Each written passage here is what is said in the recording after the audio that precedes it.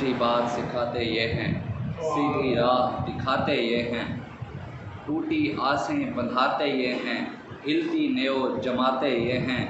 انا آتینا کل کوثر ساری کثرت پاتے یہ ہیں، ٹھنڈا ٹھنڈا میٹھا میٹھا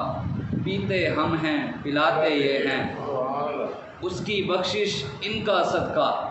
دیتا وہ ہے دلاتے یہ ہیں۔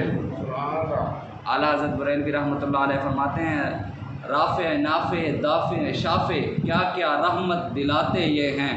ماں جب اکلوتے کو چھوڑے آ آ کہہ کر بلاتے یہ ہیں، سلم سلم کی دھارش سے پل سے پار لگاتے یہ ہیں، مرقد میں اپنے بندوں کو تھپک تھپک کر میٹھی نیند سلاتے یہ ہیں۔ اعلیٰ حضرت فرماتے ہیں قبر میں حضور ہی آ کر ہمیں میٹھی نیندیں سلائیں گے، قیامت والے دن بھی حضور نے کہا مانا ہے، آج بھی یہی حضور نے کہا مانا ہے۔ میں وہ پڑھ رہا تھا کہ حدیث میں آیا کہ حضور نے فرمایا کہ مکہ اور مکرمہ میں کوئی بیماری نہیں آ سکتی، حضور نے فرمایا طاعون آئے گا، وبائیں آئیں گی، لیکن اللہ تعالیٰ مکہ میں اور مدینے میں کوئی بیماری بھی نہیں لے کر آئے گا۔ قیامت تک اللہ تبارک و تعالیٰ کا دجال بھی آئے گا نا، دجال کائنات کی ہر جگہ پہ جائے گا، لیکن دجال مدینے میں داخل نہیں ہو سکے گا، مکے میں داخل نہیں ہو سکے گا۔ اس لیے اللہ تعالیٰ نے شانیں جو عطا کی ہیں، اللہ تعالیٰ نے بندہ مومن کو، جو علامہ اقبال کہتا ہے ہر لحظہ ہے مومن کی نئی آن نئی شان، گفتار میں کردار میں اللہ کی برہان، قہاری و غفاری و قدوسی و جبروت، یہ چار عناصر ملتے ہیں تو بنتا ہے مسلمان۔ تو یہ علامہ اقبال تو کہتا ہے یہ ہے مسلمان، اور ہم کہتے ہیں نہیں، ہم تو دین پر تانہ زنی کرنے والے بنیں گے، پھر ہم ان کے ساتھ کھڑے ہو جاتے ہیں۔ اس لیے آج اٹھیں، رسول اللہ کا دین ہی ہے، آج اس کے علاوہ کوئی چارہ ہے؟ رسول اللہ کا دین ہی ہے جو آپ کو عزت دے سکتا ہے۔ میں نے جو آپ کے سامنے آیت پڑھی ہے نا، جو اٹھ کر وہ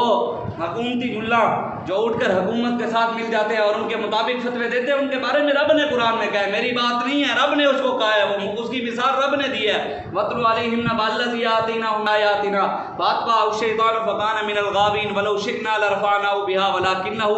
أَخْلَدَ إِلَى الْأَرْضِ وَاتَّبَعَ هَوَاهُ فَمَثَلُهُ كَمَثَلِ الْكَلْبِ۔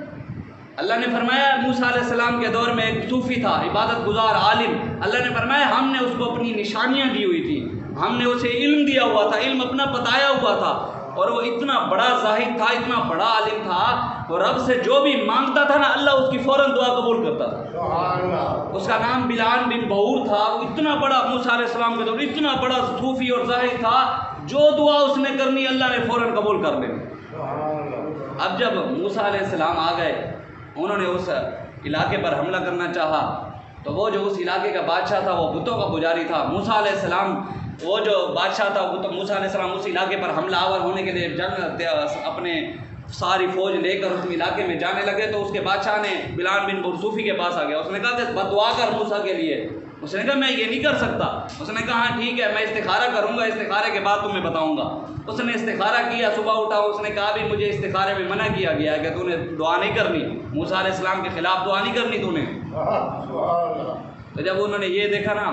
تو پھر انہوں نے بادشاہ نے اور ان کے لوگوں نے دیکھا بھی اب صوفی صاحب دعا نہیں کرتے، تو اس نے کیا کیا، بادشاہ وقت نے اس کو رشوت دی، پیسہ دیا۔ اس کو جب پیسہ دیا نا، تو وہ جو صوفی صاحب تھے ان کی جو تھی نا دل کی حالت بدل گئی۔ اب انہوں نے کہا میں جب لوگوں نے بار بار پھر کہا نا کہ نہیں نہیں آپ پھر کریں، آپ پھر کریں، پھر اس نے کہا میں استخارہ کرتا ہوں۔ اس نے پھر استخارہ کیا تو رات اسے کچھ دکھائی نہ دیا۔ صبح اٹھا تو لوگوں نے کہا کہ جو رات تجھے دکھائی نہیں دیا نا، تو اللہ تعالیٰ نے تجھے منع نہیں کیا کہ موسیٰ کے خلاف دعا نہ کر، اب تجھے کچھ نہیں دکھائی دیا تو اس کا مطلب یہ ہے کہ تو دعا کر۔ وہ اپنی گدھی لے کر پہاڑ کے اوپر چڑھ گیا، چڑھنے لگا تو گدھی اسے بار بار نیچے گرائے، بار بار نیچے گرائے۔ جب اس کی گدھی اس کو بار بار کے نیچے گراتی، وہ پھر سوار ہو کر چڑھتا تو گدھی بول پڑی، اور اس نے کہا مجھے تو اللہ نے حکم دیا، تو نے نہیں جانا، تو کیوں مجھے لے کر جا رہا ہے؟ ایک نبی کے خلاف دعا کرنے کے لیے اوپر چڑھ رہا ہے تو وہ زبردستی پہاڑ کے اوپر چڑھ کر اس نے موسیٰ علیہ السلام کے لیے جب ہاتھ اٹھائے نا، تو اللہ نے بد دعا کے لفظ جو تھے نا وہ دعا میں نکلوا دیے کہ اس نے نعوذ باللہ موسیٰ علیہ السلام کے خلاف دعا، اللہ نے دعا نکلوا دی۔ پھر اللہ تبارک و تعالیٰ نے اس کی مثال دی قرآن میں۔ اللہ نے فرمایا جس کو ہم نے اپنی نشانیاں دی، جس کو ہم نے علم سکھایا، جس کو ہم نے اپنے نام کے ساتھ علم سکھایا، جس کو ہم نے اپنی آیات دی، نشانیاں دی، سب کچھ اسے دیا، وہ ہم کو چھوڑ کر شیطان کے پیچھے لگ گیا،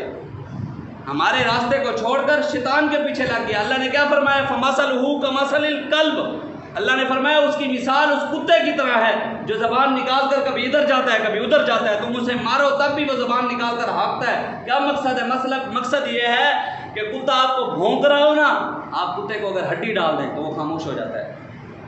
کتا کسی کے دروازے پر بھی، لوسی کتا تو ہوتا بھی ایسے ہے، وہ کسی کے دروازے پر جائے نا، کسی کو بھی بھونکنے لگ جائے تو اس کو اگر آپ ہڈی ڈال دو، کوئی چیز ڈال دو، وہ چپ کر جائے گا۔ اللہ نے فرمایا ایسے صوفیوں اور مولویوں کی مثال اللہ نے فرمایا ایسی ہے جو ہمارے در کو چھوڑ کر غیروں کے در پر جاتے ہیں،